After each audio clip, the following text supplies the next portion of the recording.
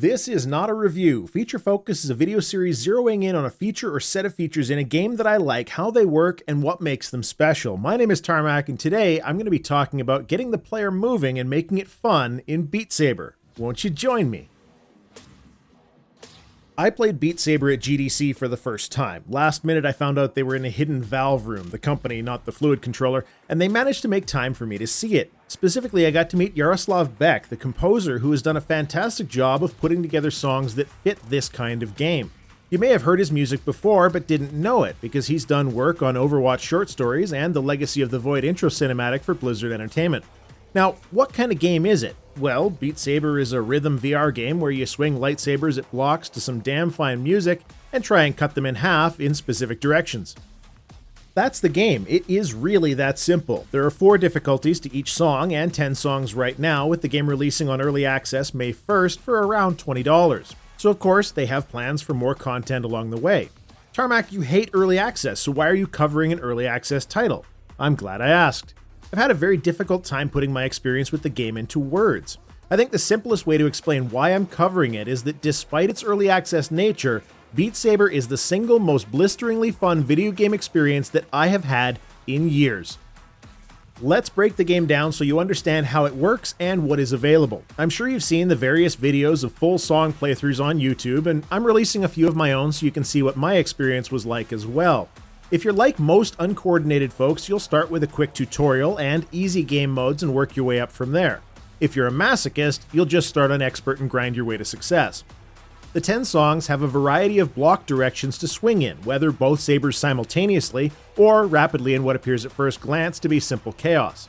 An energy bar fills up when you do well and drains when you don't, leading to eventual failure of the song. But you can turn the energy bar off so long as you don't care about leaderboards. Everything about Beat Saber is designed to get you moving, so that's the feature set of the game that I want to focus on. While it's not a fitness game by any stretch of the imagination, 30 minutes of Beat Saber in the morning wouldn't be an awful way to get some extra cardio in. I'm going to go over the gameplay aspects, the audio, and the visual cues, which are all designed to move the player as much as possible to really get the most out of this game, and also, hopefully, be able to explain why I love it so much. To start with, obviously people love lightsabers. Cutting blocks in half is a much more active movement in my opinion than something like the either punch or just stand there with your hands in the right place gameplay of a title like Audio Shield. Then it adds just a wee bit of complexity by having each block display a directional arrow to force the player to cut in a certain direction. Then it goes even further by awarding points based on how powerful your swing is. A weak wrist move simply won't score as high as a full arm swing. So you can technically 100% a song, but still be buried on the leaderboards because other people were more aggressive than you in their swings. To be more specific about points, each block is worth 100 points, which is awarded based on the aggressiveness and follow-through of the swing. And then there's an extra 10 points if the blocks are cut into 2 perfect same-sized pieces, regardless of cutting angle. The game rewards aggression over precision. This last bit about the 2 evenly sized pieces wasn't something that I noticed initially, so a big thank you to Swan for the information about that. Swan's the Beat Saber ninja you've likely seen in other YouTube videos over the last couple of months. From there, in-game, periodically these massive walls or low ceilings of crackling electricity will pass by, forcing the player to step to the side or crouch down. All you have to do is get the VR headset out of the wall, so in some cases just a lean is all that you need, but it contributes heavily to the movement.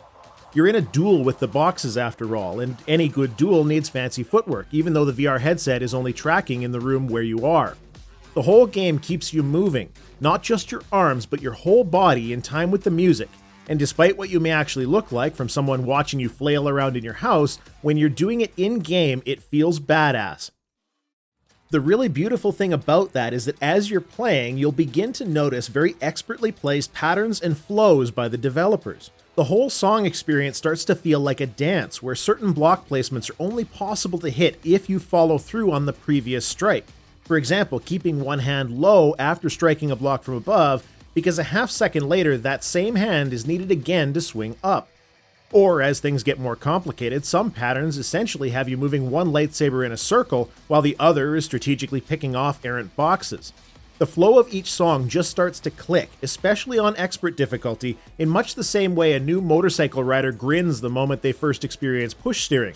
Or indeed, keeping it on topic, the moment you figure out through muscle memory how to play that rough bit at the end of Freebird in Rock Band. In addition to the base gameplay, the audio cues are totally on point. The blocks and swings needed to hit them mirror the music playing in the background, which are not relaxed lounge tunes in any respect. They are bumping high-energy synth and sample songs with a bit of other genres like rap, hard rock, and even some Celtic influence thrown in for good measure. The satisfying thunk of blocks being hit individually, or heavier thunk for simultaneous strikes, along with a healthy dose of sparks and high-energy music, make for an extremely aggressive gameplay experience.